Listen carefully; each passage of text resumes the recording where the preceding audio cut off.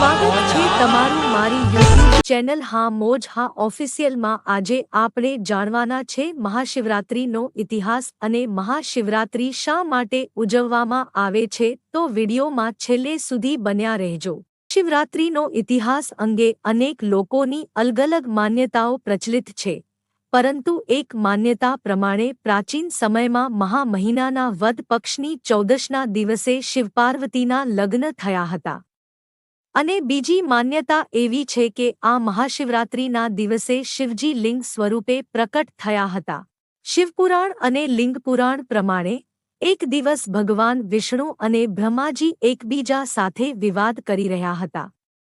બંને દેવતા પોતાને શ્રેષ્ઠ જણાવી રહ્યા હતા।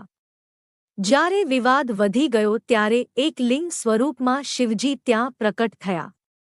શિવજીએ કહ્યું કે તમારા બંનેમાંથી જે પણ આ લિંગનો છેડો શોધી લેશે તે જ શ્રેષ્ઠ રહેશે। આ સાંભળીને એક બાજુ બ્રહ્માજી અને બીજી બાજુ તરફ વિષ્ણુજી જતા રહ્યા। વિષ્ણુજીને લિંગનો છેડો જ મળ્યો નહીં। તેઓ પાછા ફર્યા।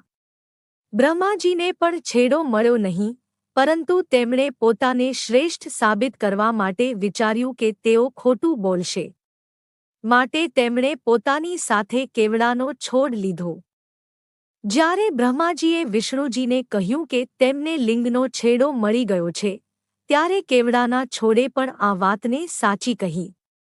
એ સમયે શિવજીએ કહ્યું, બ્રહ્માજી ખોટું બોલી રહ્યા છે।